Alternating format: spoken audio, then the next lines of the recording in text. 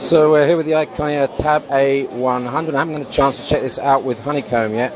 Tested it out at MWC with 2.X at that time. Obviously the hardware is the same. Just to quickly go over it again, you've got your stereo speakers at the bottom, HDMI port out, so it takes a standard cable. You won't need a docking station for that. There's the docking port. There's also micro USB out as well. So over the Galaxy Tab, those two are a slight advantage. You've also got micro SD and SIM card slot there. The volume and power. Actually, I think that's screen lock at the top there. Sorry about the focus.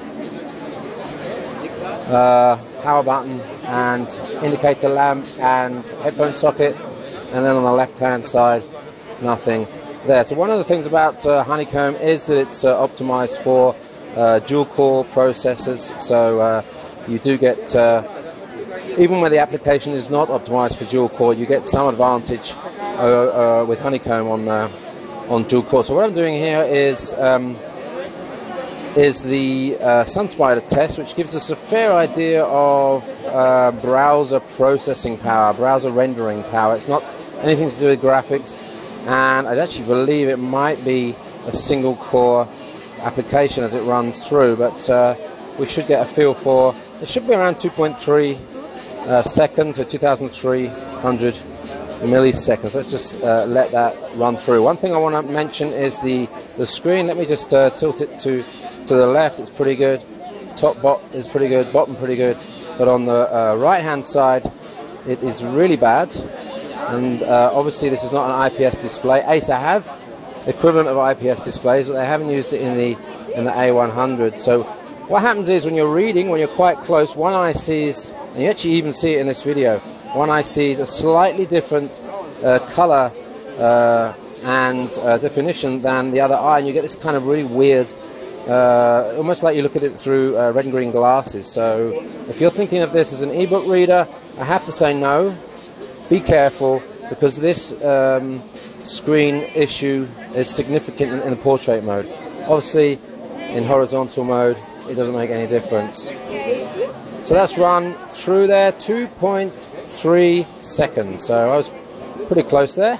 Exactly what I said, 2,300 milliseconds. Let's see if I can just zoom in on that. There it is, which is part of the course for Honeycomb on Tegra. Let's just have a look, check through to see how smooth it is, see actually if we can see which version it's running.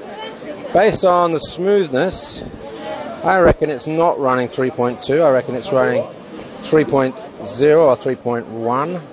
I'm wrong, it's running 3.2. So it's got the better optimized version of Honeycomb on there. Let's have a look at the app, see if there's anything special on here.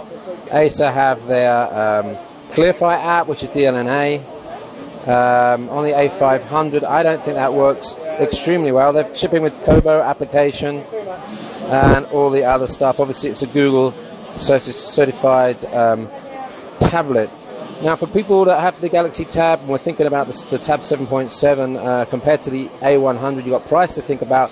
This is going to be a much lower priced device compared to the 7.7. Even when the 7.7 comes down to street prices, this will be cheaper, so you've got to think about that. If you're not thinking of using it for a lot of reading, which actually I think a lot of people will be doing with the 7-inch portrait mode, then this is an option. If you're thinking of it as a PMP and maybe gaming and stuff like that, this is an option. But because of that screen issue, I actually wouldn't recommend it for portrait mode usage, at least not long term anyway. So that's another look at the Iconia Tab A100 at IFA 2011. My name's Chippy with CarryPad.com.